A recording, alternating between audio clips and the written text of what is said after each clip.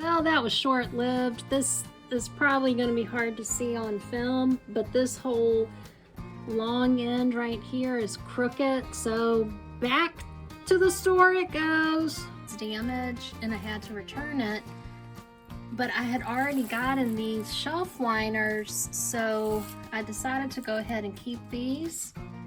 I had gotten these liners before, and on my other shelf I had put a couple of them down and I really like them, so I redid this last night.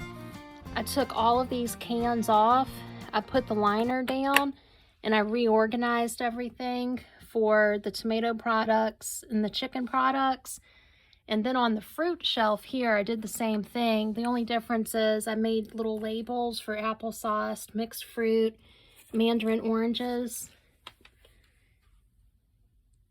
And I've got a little bit of a gap in here so I can get to things, because I'm still using the shoe rack or CD rack here for my tuna fish, but I'm also keeping some of the hamburger helper pasta sides up here as well.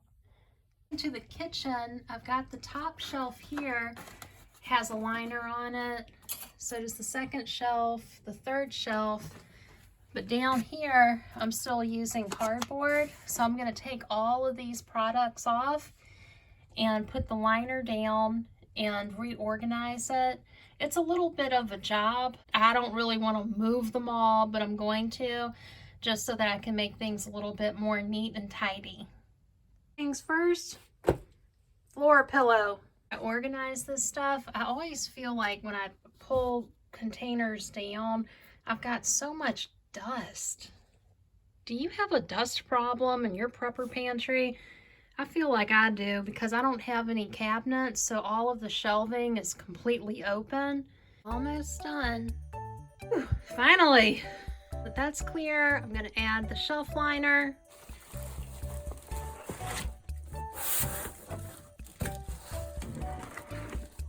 And it's called Sterling Shelf Liners.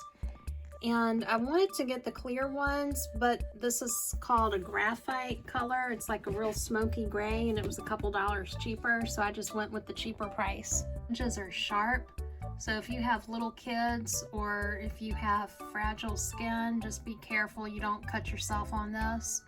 All right, here we go. Oh good, it fits perfect. And this just gives a more stable surface so your cans don't tilt and fall forward or fall backward. So what I'm doing that's a little different is on this side, I'm putting the large cans. I did have the small cans, but these are kind of hard to get to when they're all the way back in the corner, so I'm just switching that up. A couple cans that had expired, so I'm going to open these up when I make some more meals and see if it's still good. One of the subscribers had mentioned to always check the can for rust and when you have an expired item, so I think that's good advice and that's smart. Always check your cans, even if they're not expired, just to make sure. You know, dust you can wipe off, but if it's got rust, that's an indicator that it could be spoiled, so be careful with your cans.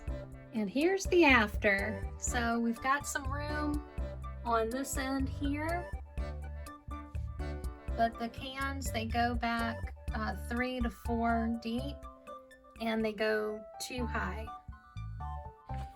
Now that it's all back in order, I can just take my Swiffer here and dust off the cans.